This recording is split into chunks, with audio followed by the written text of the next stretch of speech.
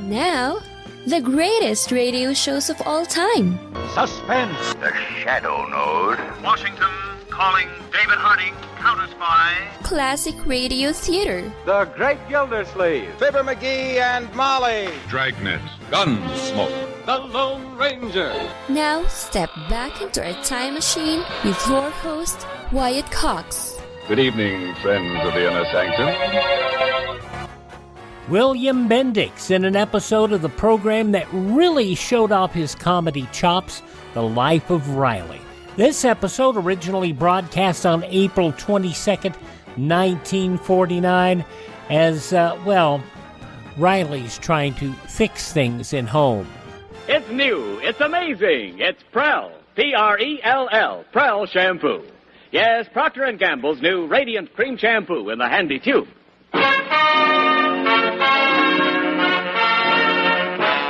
From the stage of the Orpheum Theater in San Francisco, where the Life of Riley motion picture is tonight having its West Coast premiere, Prell brings you The Life of Riley.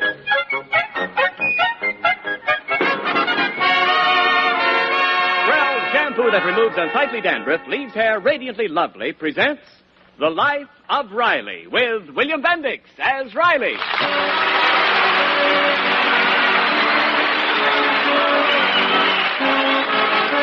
Every day in thousands of American homes, someone has a birthday.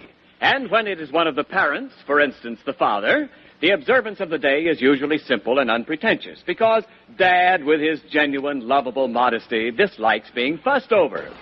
And will Dad's birthday be any different in the home of Chester A. Riley? There can be only one answer. Yes. At the moment, for example, Riley is hinting desperately to his son, Junior, that what he'd really like for his birthday is a new bowling ball. Yes, sir, Junior. I'm afraid this old bowling ball of mine's all shot. Well, it still looks good to me, Pop. No, it's done for. This ball has knocked down its last pin, boy. Well, then why don't you get yourself a new one? Well, I could, but then I'd be stuck with 2 new bowling balls. 2? Well, sure, in case somebody who's fond of me decided to buy me a bowling ball for a certain occasion that's coming up. Oh, but Father's Day isn't for another 2 months. But, Junior, it ain't Father's Day, but you're getting warm. Look, it's a special day we celebrate for somebody in the family that everybody's crazy about. But Boys' Day is past. I know it's past. I'm looking ahead. Now think, how many special days are there in a year? The one I'm thinking of ain't Independence Day, Labor Day, Thanksgiving Day, or I Am an American Day. It's in honor of somebody that, he's awful cute. Groundhog Day? Son, you're slowing up mentally. Now try using the brain that you inherited from me. This day is for a certain party, and spelled backwards, it's H-T-R-I-B. Now, you've got a good education, so use your head frontwards, and you got it. H-T-R-I-B, Oh, your birthday. Whew. Oh, I forgot it. We'll say no more about it. I ain't the kind of a father that goes around hinting. Yes, sir, this here bowling ball is sure shot. And I'll be glad when I get the new one. Spoiling my game. You see, whenever I pull my hand back, look, I'll show you, Junior. Oh, no, don't show me here. What? You know what Mom says about playing around in the living room. Well, that don't mean me. That's for the little kids in the family. You see, when I swing the ball back like this, Pop, you smashed Mom's Chinese ball. Oh, Pop. Now, take it easy, son. Oh, but it's Mom's best ball, and she just bought it. Relax, will you, kid? Yeah, but Mom blows her top if we just touched that ball. What'll she say when she finds out you broke it? I can take this in my stride. I can face a tough situation. We'll just say you did it.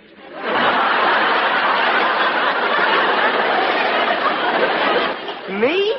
Well, why me? Because your sister ain't here. You just tell your mother that you were swinging your baseball bat. Well, why should I take the blame? You broke it. I told you not to play around in here, but you wouldn't listen. Now, Junior, this ain't very sporting of you. Well, gee, Pop, you did it. Why don't you admit it? Junior, you don't know married women. You see, if you take the rap, well, you're just a kid fooling around, so she'll be sore for a second, and then she'll forget all about it. But if I admit it, she'll be throwing it up to me for the rest of my life. And with my tough luck, I may live very long. But, Pop, she'll forgive you in a couple of days. Don't tell me about your mother. I knew her before you did. Why, to this very day, she's still throwing it up to me that I missed the train on our honeymoon and she had to go to Niagara Falls by herself. Women make such an issue out of little things. But it's not fair. Why should I take the rap? Well, now, look, Junior, I'll make a deal with you. You take the rap for me this time, and someday when you're in trouble, I'll take the rap for you. Fair enough? Well, okay, I don't like it, but I'll do it. Boy, you got the right attitude to life. Now, we'll get rid of the pieces, and your mother might not even notice that the bowl is gone, huh? She'll notice, all right. We'll put them in the incinerator. Riley! That's it. It's your mother. Hide the pieces. Where? Here on the couch, behind the cushion. Now remember, Junior, you promised to take... Oh, here you are, dear. Now, hello, Angel. Oh, what a day I've had. I'm dead. I just got to sit down. Oops. Well, Riley, I was going to sit down on I'm that. sorry I beat you to it. Why, what's that? That's nothing. Nothing to worry about. It's just my backbone cracked. Your backbone? Yeah, just a few vertebrae. There goes the rest of them. Any Band-Aids in the house? Riley, what's behind that cushion? Now get up. Well, okay. I got nothing to hide. There's something there because I heard... Oh, my Chinese bowl. Well, how did that get there? Chester Riley. Junior, come back here. Okay. Now, who did this? I just got that bowl, and I want to know who broke it. Riley? Now, don't look at me. I didn't do it. Well, who did? I'm no stool pigeon. Even if you used a rubber hose on me, I wouldn't tell you Junior did it.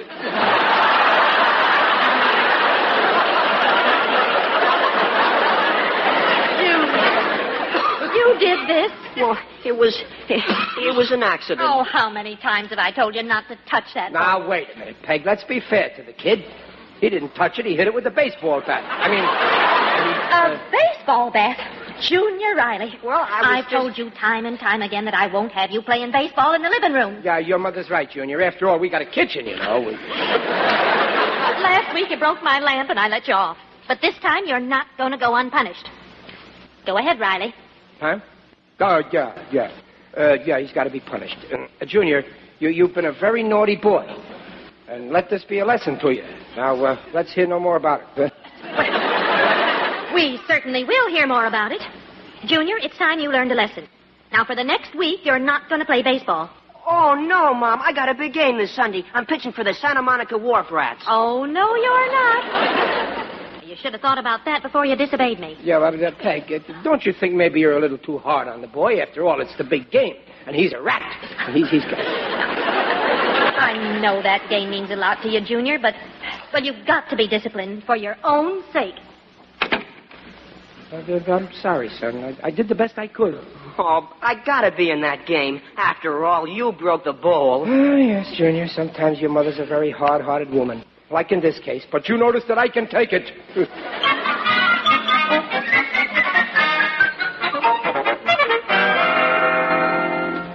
Oh, come on, son. Cheer up. Smile for a change. Now, come on. Let's see those gums. Come on. Fat lot I've got to smile about. Yeah, I know how you feel, kid, and I'm sorry I got you into this. Believe me, my conscience is suffering plenty. Well, then why don't you tell Mom the truth? No, we'll let my conscience suffer. What did it ever do for me? Well, come on, what are you moping around the house for on a nice day like this? Go on out, play baseball. I mean, have fun. Do your homework. Please leave me alone. Oh, the poor kid. Well, I'll make it up to him someday. You don't really mean that, Riley. Who said that? I did. You remember me? I'm your conscience. Listen, Conscience, you leave me alone. Get out of my head. Go on, move. No vacancy. I wouldn't say that, not about your head. Now listen, Riley. No. What do you want from me? I want you to do the decent thing. Confess. Let me alone. Confess. Get out of my Tell brain. Take the truth. Why do you always come around and bother me? You gotta stop. I'll never stop. I'll always be right here inside your head. Okay, but I'll fix you. Next time I take a bath, I'm holding my head underwater for 30 minutes.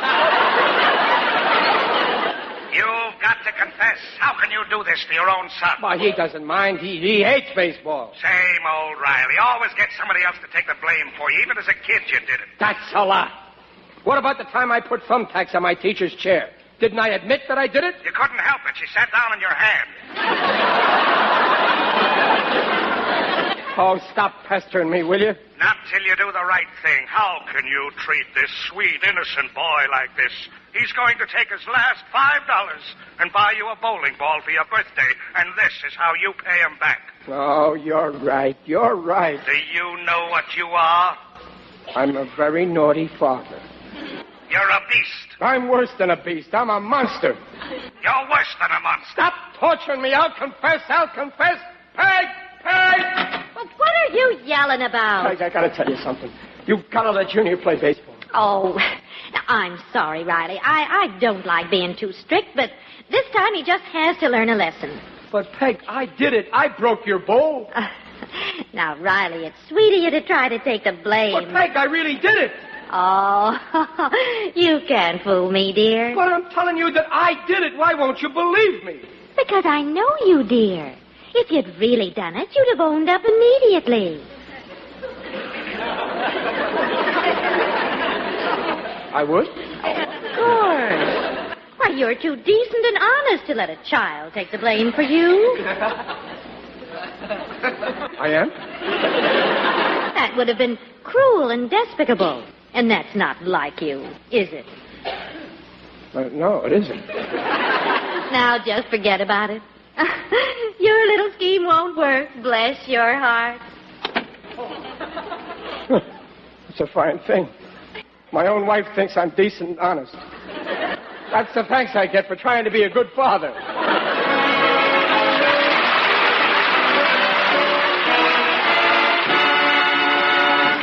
Well, we'll bring you the second act of The Life of Riley in just a moment. April 22nd, 1949, The Life of Riley on Classic Radio Theater with Wyatt Cox. Hi, this is Kyle Horvath with the White Pine County Tourism and Recreation Board. If you want to get away from the big cities and get back to nature this summer, give us a call at 775-289-3720 or visit us online at elinevada.net. There's so much to do and see, I can't mention it in 30 seconds, but check out our website and you'll see what Nevada is really all about. elinevada.net or follow us on Facebook or Instagram. Give us a call at 775-289-3720 or visit us online at elinevada.net. It's a big, bold story set in the heartland of America, along the edge of Lonely Mountain. I am open for business. And so Big William Gorgon, played by handsome Michael James, fiercely set down his Midwest roots. Oh, darling, we're going to sell bathrobes and raise chickens. Set his adoring wife, Wilhelmina, portrayed by beautiful Glenda Olsen. Oh, I love our store, Will. But they hadn't counted on Big Ralph's bathrobes and cattle store coming to town. Oh, Will, what will we do, Will? Will had a plan, a way of facing off against tough Big Ralph. We're going to change the face of America. We're going to advertise. Adver what? With print, broadcasting, and bus benches, we're going to tell people who we are and where we are. What's a bus? And so the story of how one man brought advertising to the heartland. Oh, will it work? It will. Well, my name ain't Will, Wilhelmina. We got to advertise or we'll die. And so the greatest marketing story of all time is here. Advertise or die, dopey. Put your message on this national advertising platform. Email classicradiotheater@gmail.com. classicradiotheater@gmail.com. Now on Classic Radio Theater with Wyatt Cox, more The Life of Riley, April 22nd, 1949.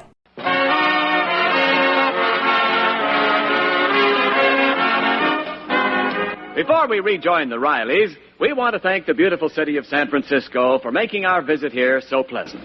Especially, we thank the audience here at the Orpheum Theater, whose purchase of tickets for tonight's West Coast premiere of the new Life of Riley motion picture will aid in sending hundreds of underprivileged children to summer camps. Tonight's entire proceeds are being donated to the Guardsmen, a local charity that is doing magnificent work helping deserving youngsters to spend the summer, at least, living the life of Riley.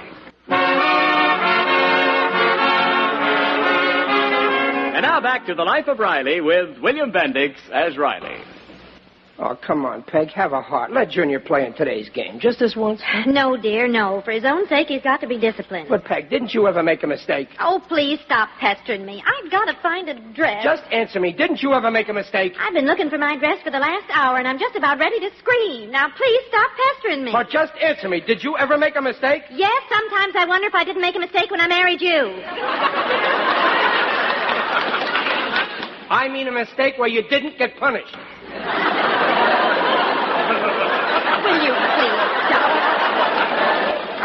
I've got to find this dress. What dress? My new white one. I just don't understand it. I can't find it anywhere. Now, I remember taking it out of the box and leaving it on the chair in the dining room, and now it's disappeared. Look at Babs' room. Yes, maybe it's there. Yeah. And it's okay if I tell Junior he can play, Peg? No! Huh. Wives, they act so important. Where would they be if there were no husbands? Hey, Pop. Junior, well, what are you whispering about? Shh. Come in here. What's up? Is Mom looking for a new dress? Yeah, and how she is? Well, I got it here. Well, why don't you tell her? Peg! Shh. What's the matter, Junior? I spilled ink on it accidentally. Oh, brother. Oh, quick, you better get some cleaning fluid. I already did. I made some ink remover with my chemistry set. Well, did you try it on the dress? Yeah. And look. Holy smoke, a bare midriff. Well, it was an accident. Yeah, well, it mightn't be so bad. Looks fine, only this midriff happens to be in the back. Oh, are you going to catch it? Oh, no, I won't. I got a plan, see? Yeah? Yep. I think I know how to get out of it. Oh, good for you. It just goes to prove there's no jam you can't get out of if you use the old bean. What's your plan, Junior? Well, you're going to take the rap for me. Oh, that's great. That leaves you in the clear. Please. Wait a minute. Don't get me mixed up in any of your crooked schemes. Well, yesterday you said if I take the rap for you, you take the rap for me someday, didn't you? Well, yeah. Well, this is the day. You said it. You promised, Pop. Oh, yeah. Well, I didn't mean a little thing like ruining your mother's dress. I meant something big. Well, this is big enough for me. Remember, Pop, you promised. Oh, please help me. But, Junior, I can't... But please, I'm in enough trouble with Mom. I know, Junior, but... Well, okay, I'll take the rap for you. Oh, thanks, Pop. I acted like a heel, Junior. I don't know what got into me. Why should I be afraid to stand up to my wife and tell her I spoiled her dress? I'm the boss around here. I bring home the pay envelope. I owe for that dress. Junior, your troubles are over. I'm saying I spoiled this dress, and I'll say it to the whole world. Riley, what are you yelling about? I could hear you clear up. My dress! It's ruined! Who did this? Who did this? When I find out... He did it! He did it! Junior did it! Oh, Junior, forgive me.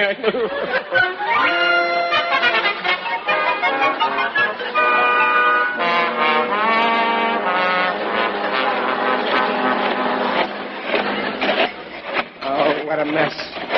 Why didn't I have the decency to take the rap for the kid? Oh, I'm no good. I'm no good on earth. In that case, you may want some advice. Who said that? It is I, Digby O'Dell, the friendly undertaker. Well, what are you doing around here, Digger? Oh, I'm on my way to the weekly meeting of the UEP-SPS. UEP-SPS? Yes, the Undertakers, Embalmers, and Pallbearers Spring Planting Society. We plant something every week, but as yet, nothing has ever come up. Come along, Riley. We'd love to have you drop in. Well, no, thanks, Digger. I got some trouble at home. I did a wrong thing. And then, like a coward, I made Junior take the rap for me. Oh, for shame. Why involve the poor lad? You should have come to me. When a friend of mine is in a tight spot, I'm only too glad to cover up for him. Well, you see, I broke Peg's Chinese bowl. And the worst of it is I promised Junior that someday I'd take the rap for him, and, well, then I broke my promise. Oh, Riley, how could you? I've been in business 20 years. I've made promises to hundreds of customers, and every one of my promises was carried out. Yeah, I know. It was a dirty trick, and he's such a sweet boy. I think he was going to buy me a bowling ball for my birthday. I guess he won't now, and I don't blame him. Riley, look into your soul. Huh? Look deeply into your soul. I'm looking. What do you see? A heel. Your eyes are perfect. Then why stand here feeling sorry for yourself?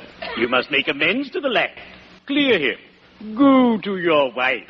and take the blame. Oh, but Peg will be so sore. You're telling me to dig my own grave.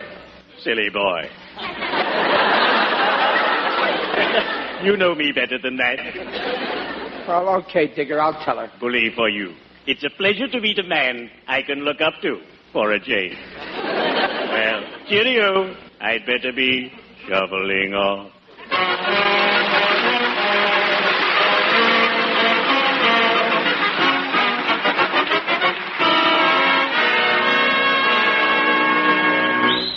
Stop worrying, Bernie. I tell you, I'm going to pitch in the game. But, Junior, how can you? Your mother's still sore at you, isn't she? Yeah, but I figured out a way to square myself. Look what I bought. What is it? Well, it's a Chinese bowl. Look, just like the one that was broken. And when I give it to Mom, I'm pretty sure she'll soften up. Yeah, that's a good idea. Where'd you get the dough? Well, I saved up $5 to buy a bowling ball for Pop's birthday. But, Junior, if you don't give your father something for his birthday, he'll get sore. And then maybe he won't let you pitch. Oh, you think so? You know your father. He's a character. Hey, I know what. I'll kill two birds with one stone. I'll give him my mother's Chinese bowl for his birthday. Is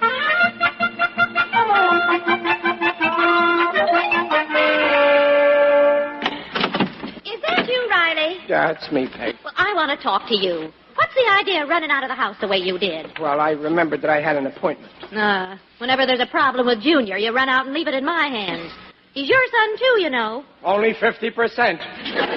Oh, you're impossible. Yeah, I know. I'm no good. This is when this sort of thing was new. Today it's formula. That's the way sitcoms work. April 22nd, 1949, The Life of Riley, right here on Classic Radio Theater with Wyatt Cox. Let's see, if something costs less, but people are happier with it, that sounds like something to look into, and that's MediShare. Maybe you've heard switching to MediShare to pay for healthcare can save the typical family $500 a month, and that's huge, but it's also true that people are way more satisfied after making the switch, too. The customer satisfaction rate for MediShare is double that of the typical health insurance plan. Double. MediShare works. It's been around for more than a quarter century, and members have shared more than $3 billion of each other's bills. People love having telehealth and a huge nationwide PPO network. So, yeah, you can save a ton and like it better. Imagine being happy with how you're taking care of your health care. So if you're self-employed or part of the gig economy, or you just want a plan you're happy with, you can call right now and get a price within 2 minutes. A very, very smart use of 2 minutes. Here's the number you need. 833-34-BIBLE. That's 833-34-BIBLE. 833-34-BIBLE. Are you suffering with arthritis or osteoporosis? Do you have diabetes? Did you know that these are just two of the hundreds of diseases that have seen improvement with Dr. Wallach's incredible longevity products? You can't get them at a health food store. The only way to get them is to call us at 800-214-0065. That's 800-214-0065. Do you have heart disease, fibromyalgia, or high blood pressure? Do you have a terrible time losing weight? Dr. Wallach can help. He was a veterinarian and cured diseases in animals. He felt that he could do the same for humans, so he became a physician. Over 50 years of research and helping people like you goes into every bottle of Dr. Wallach's amazing discoveries. Do you want to feel better? Learn how to treat the cause of your problem rather than covering up the symptoms with drugs. Call 800-214-0065. That's 800-214-0065.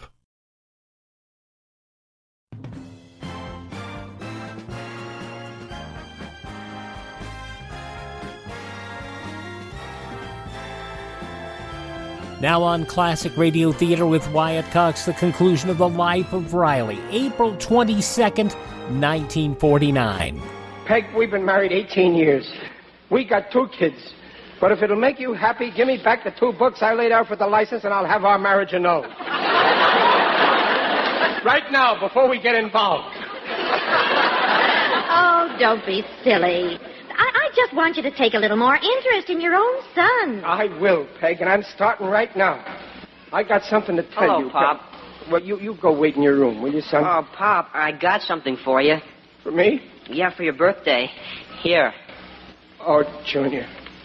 You went and got me. After what I did, you went out and bought me. Oh, Junior, I don't deserve a son like you. I'm going to change my name. You'll see. Oh, now stop, Pop. Well, go on, unwrap it. And you got me just what I wanted, a bowling ball. Well, you better unwrap it. I know it's a bowling ball. I can feel it. It's round. Peg, I've got to tell you something, and this time you've got to believe me. Riley, what's the matter with you? Listen, Peg, and listen carefully. Junior didn't break your bowl. I did. I did it. You've got to believe me. I let him take the blame. Oh, are you starting that again? That's not all I let him get blamed for. I spoiled your dress, too. You did. And I let Junior take the rap for that, too. Peg, he's the finest son a man could have, believe me. He's good. And look how thoughtful. A birthday present. He's actually glad that I was born. Pop, please unwrap the package first. Ever since Junior was a baby, I let him take the rap for me. Remember the frog you found in your mattress? Well, I did it. Remember when the gas stove exploded? I did it. Remember when your wooden salad bowl and inside was carved, "I hate salad"? I did it. I could mention 1,000 things. The broken windows, the shoe polish on the guest towels. I did it. I did it. And after all, what does he do? This wonderful son of mine takes his last $5 and buys me the thing I wanted most. Look at this wonderful bowling ball with such fancy colors and such a big hole for my thumb.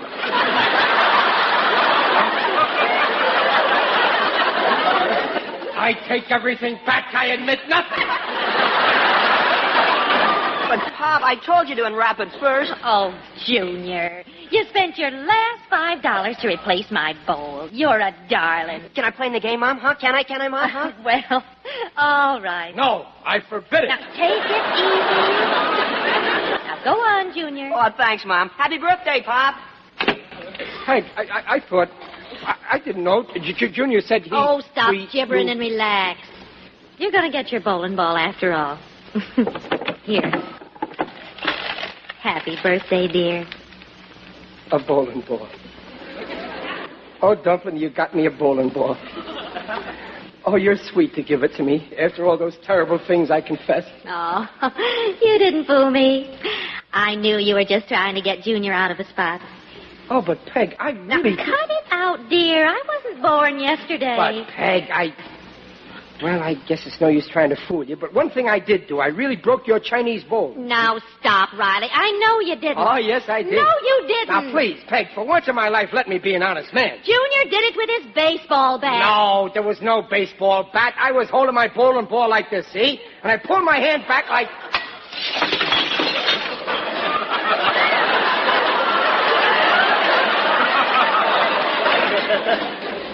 Well, as you were saying, happy birthday, Riley.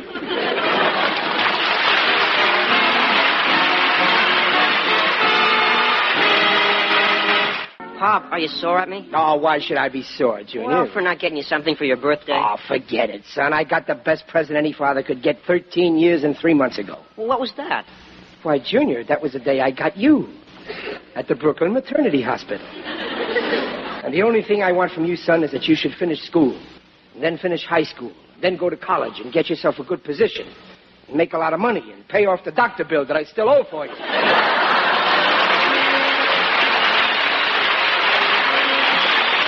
Procter & Gamble invites you to join us again next week to hear The Life of Riley with William Bendix as Riley. The new Life of Riley motion picture is now showing at the Orpheum Theater, San Francisco, and opens at 100 other West Coast theaters this week, including Seattle on Tuesday and Los Angeles next Wednesday. Tonight's script is by Alan Lipscott, Reuben Shipp, and Dick Powell. Mrs. Riley is Paula Winslow, Digger Odell is John Brown. Junior is Tommy Cook, and Riley's conscience is Alan Reed. The Life of Riley is produced by Irving Brecker. And remember, you can still get a lovely rainproof rain scarf from Prell. Simply send your name and address with 25 cents and any size Prell carton to Prell, Cincinnati, Ohio. Be sure to state your color choice, rose, blue, green, or yellow. Remember, that's Prell, Cincinnati, Ohio. This offer good in the United States only. April 22nd, 1949, The Life of Riley on Classic Radio Theater with Wyatt Cox. Are you in bad pain? You know what I mean. Your knees hurt. Your shoulder hurts. Your elbow and back are constantly killing you. And I'm sure you've tried every pain pill or cream available at the drugstore. Am I right? Well, here's something you haven't tried. Pain Magic. Pain Magic is not available at any drugstore. The only place you can get it is by calling the special toll-free number I'm about to give you. And to make things even better, call right now and find out about our buy one, get one free offer. We're so confident it'll work for you that we offer a free bottle with your purchase. No prescription required. Call now to learn how you can get pain magic and get rid of your pain. Remember, your results may vary. 800-492-8164. 800-492-8164. 800-492-8164. That's 800-492-8164. Now on Classic Radio Theater with Wyatt Cox, another episode of the soap opera Claudia. This originally broadcast April 22nd, 1948. And now, Claudia.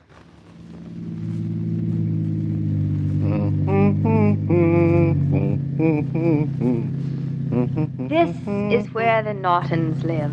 David and Claudia Norton? The very same.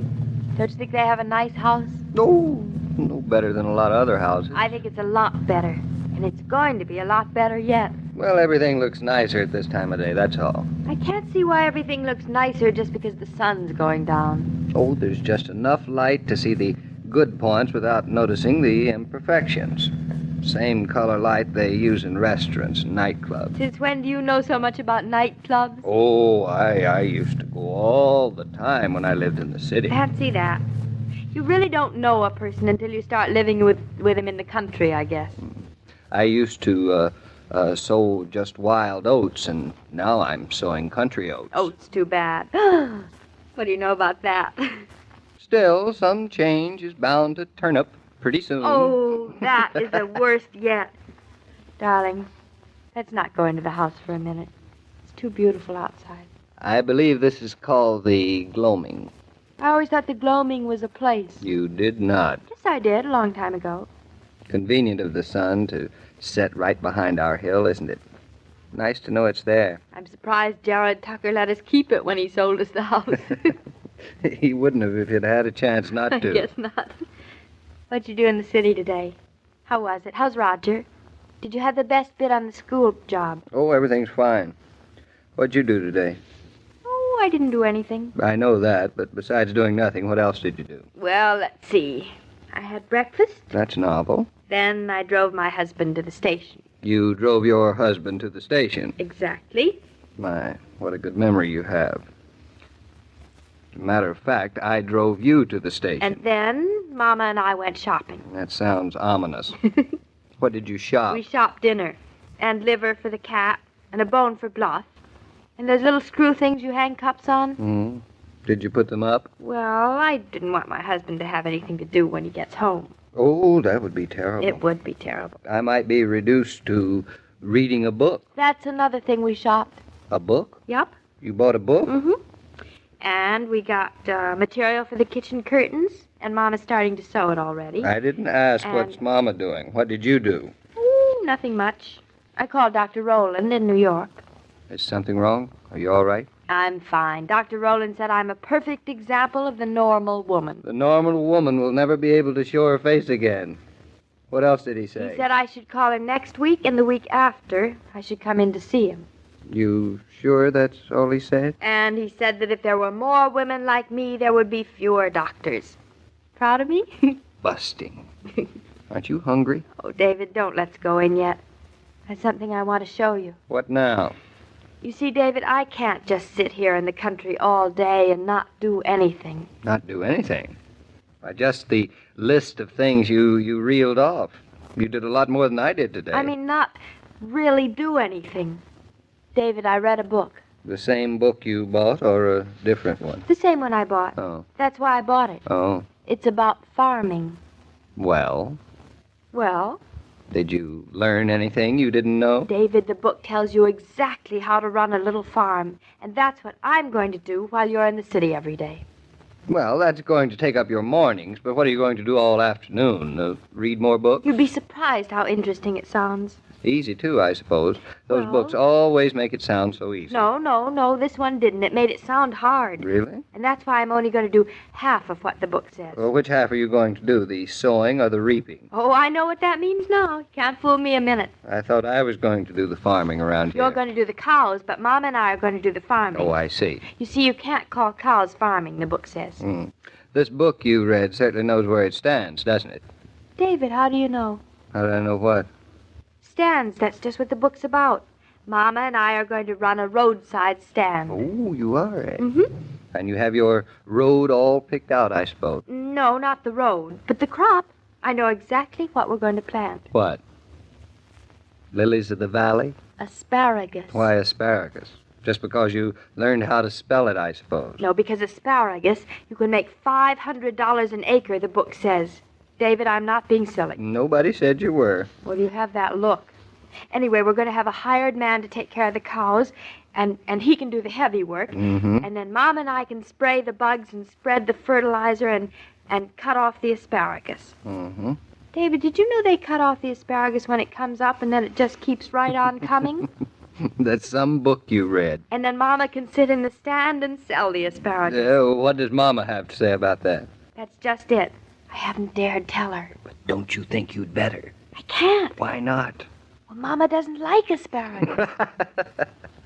Then I think she would be happy to sell it to somebody else. I have the spot picked out where I think we can raise it, and that's why I didn't want to go into the house. You want to look at it now? Well, I think it's better to see it before it gets dark. Don't you? I guess you're right there. I'm getting pretty hungry, though. Well, we're having lamb chops for dinner. Mama just put them in so they wouldn't be ready anyway. Come on, it's so lovely out. Madame, your invitation for a promenade in the Gloaming is duly received, noted, and accepted. Let's go. It's a little chilly. You're sure you're not cold, darling? Oh, this coat is lots warmer than it looks. It better be. That must be the Abbott's police dog. It's bad enough you listen in on their telephone conversations. Now you're going to start eavesdropping on their dogs. I love the sound of things far off in the country. Don't you? The country's beginning to get you a little, isn't it? It'll get me even more when we have asparagus. Now, I want you to see just what I planned. How much are you going to plant? Half an acre. Oh, the book says a whole acre, but I think I'll start on a small scale so it won't be too much work. I think if you're going to plant them, 1 acre isn't going to be a great deal more work than a half acre. Isn't it? No. It's all the work of getting the ground ready.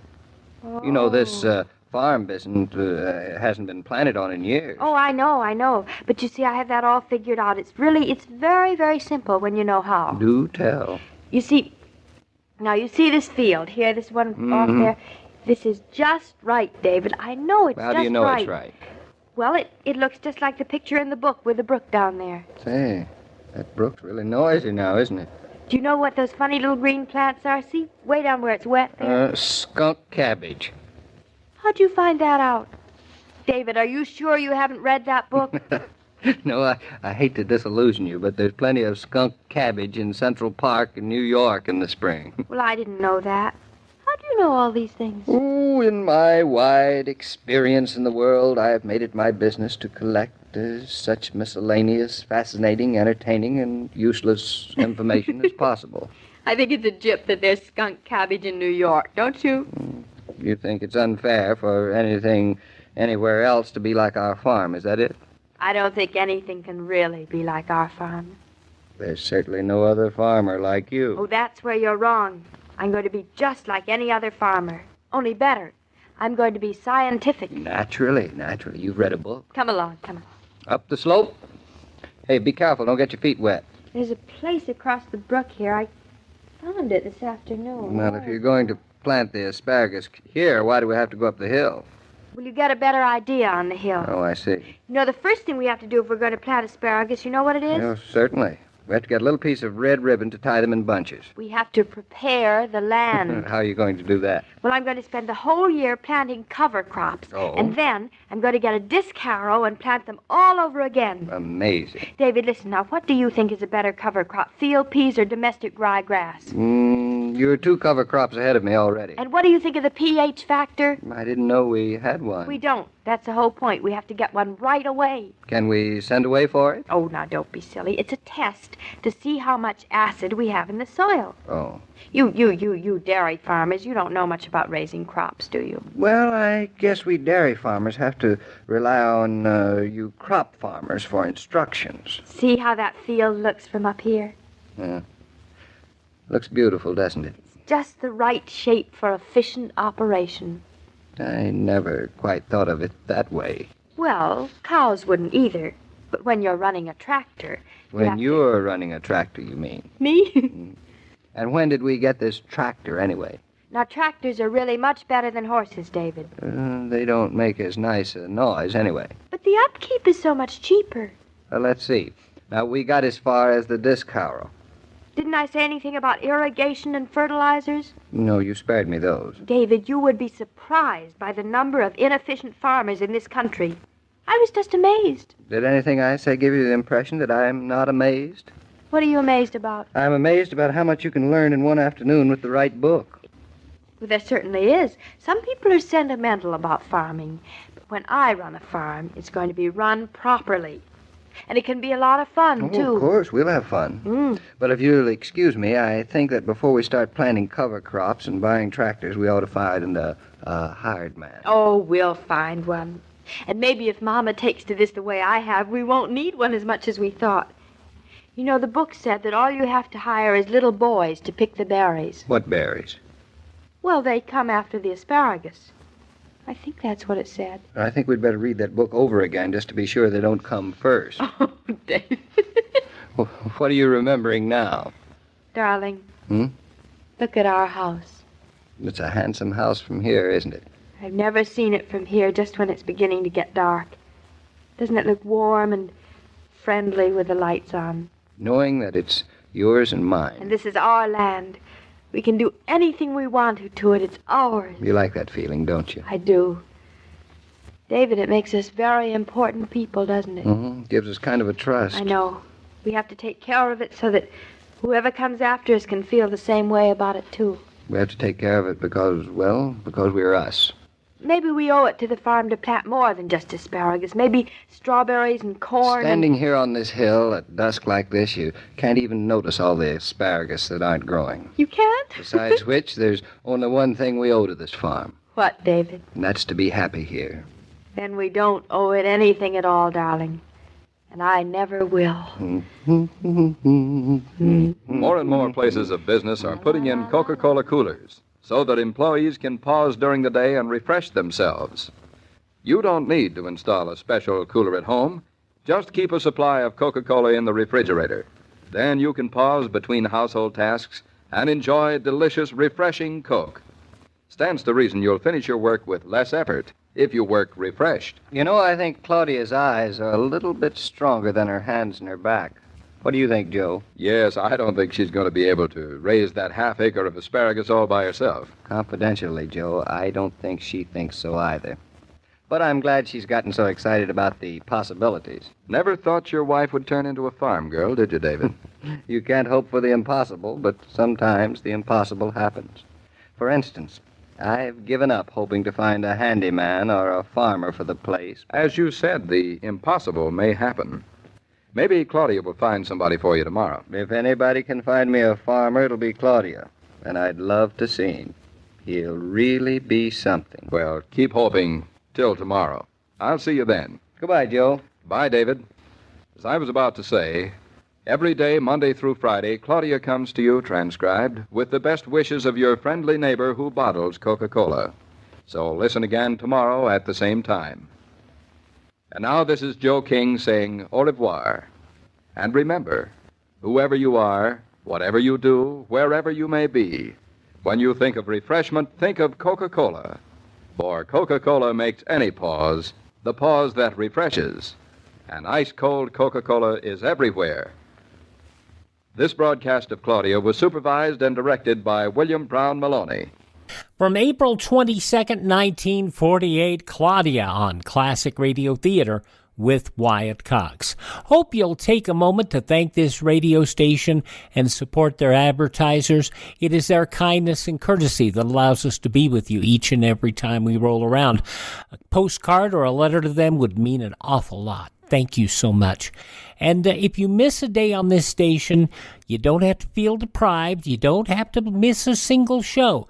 You can hear all of our shows through iHeartRadio, Spotify, Spreaker, TuneIn, Apple Podcasts, Google Podcast, Amazon, even through Facebook. Just search for Classic Radio Theater with Wyatt Cox. That's Classic Radio Theater with Wyatt Cox.